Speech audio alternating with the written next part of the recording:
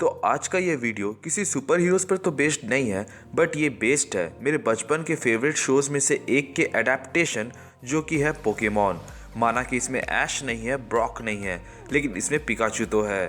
और तो और इसमें इतने सारे पुराने पोकेमॉन्स को देख कर तो मैं पागल सा हो गया, जो कि मुझे अपने पुराने दिनों की याद दिला देती है।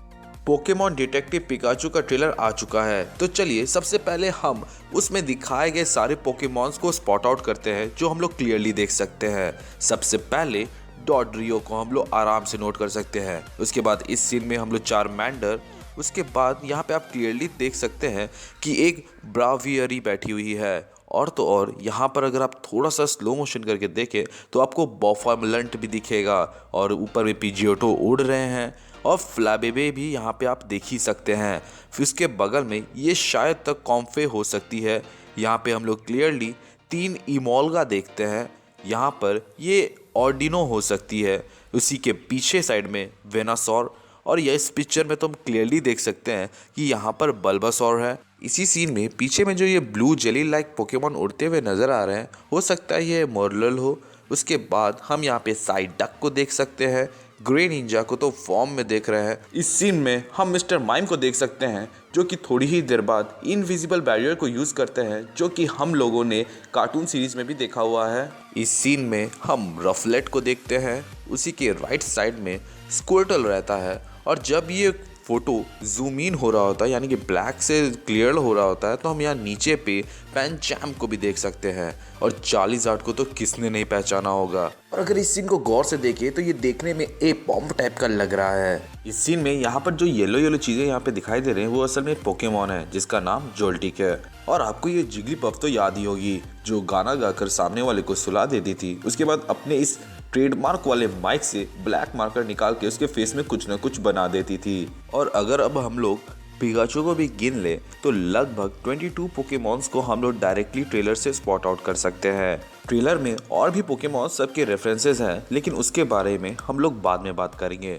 उससे पहले जिन लोगों को ये शौक लगा कि पिकाचू बोल कैसे पा रहा है, तो मैं उनको बता दूं कि पिछले साल आई movie Pokemon I choose you में भी पिकाचू ने बोला था, लेकिन वो मूवी में वो सीन बहुत ही इमोशनल था। खैर, डिटेक्टिव पिकाचू एक एडेप्टेशन है गेम का, जिसका नाम भी डिटेक्टिव पिकाचू ही था, और उस गेम में भी ये राइम सिटी पे ही सेट रहता है, जैसे कि इस मूवी में है। और आप इस टिकट में अगर गौर से देखें तो यहाँ पे जो वो डिपार्ट करने वाली जगह का नाम है वो है लेवन टाउन।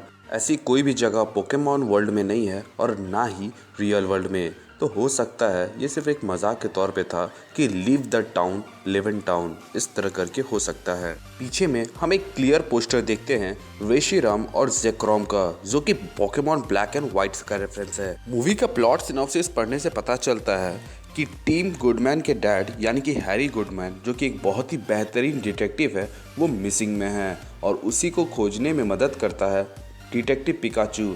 और इस मिशन में उनका साथ देती है लूसी, जो कि साइडक के साथ रहती है। वो इसलिए ऐसा करती है क्योंकि वो एक रिपोर्टर है, और उसे एक बहुत बड़ी न्यूज़ भी चाहिए होती है। तो बेसिकली ये बस एक केस क्रैकिंग मूवी होगी, लेकिन इसमें बहुत ही ज़्यादा एडवेंचर और मज़ा आने वाला है, जो कि हमें ट्रेलर से अंदाज़ा उसका लग ही चुका है। ट्रेलर से हमें मालूम पड़ता है कि टीम पहले एक पोकेमॉन ट्रेनर बनना चाहता था, लेकिन फिर उसने ये काम छोड़ दिया, और उसके बाद एक नॉर्मल ज़िंदगी जीने लगा और एक कोई डेस्क जॉब ले ली। लेकिन अपने डैड के मिसिंग होने के बाद से वो वापस आता है, और किस्मत से उसका पाला पड़ता है पिकाचू से, जो कि एक डिटेक्टिव रहता है, प्लस वो बोल भी पाता है। वो लोग दोनों टीम अप करते हैं और उसके बाद इन्वेस्टिगेशन चालू करते हैं।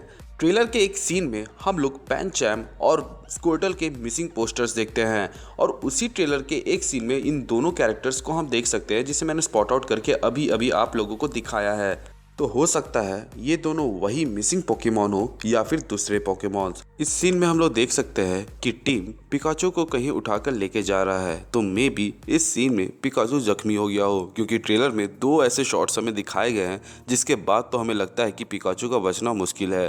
पहला चार्लीजार्ड का ये वाला सीन, और दूसरा यहाँ पर जो अटैक्स किए जा रहे हैं। ट्रेलर के स्टार्टिंग में जो एक म्यूजिक बजता है वो डिट्टो उसी म्यूजिक का रिक्रिएशन है जो सबसे पहले पोकेमॉन गेम में इस्तेमाल हुआ था।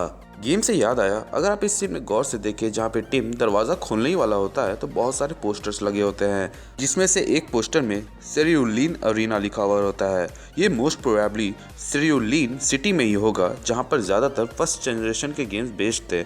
और हम यहाँ पर देख सकते हैं कि इस पोस्टर में चार्लिजार्ड को फीचर किया जा रहा है, वहीं लेफ्ट साइड में इस पोस्टर में ब्लास्टॉइस को।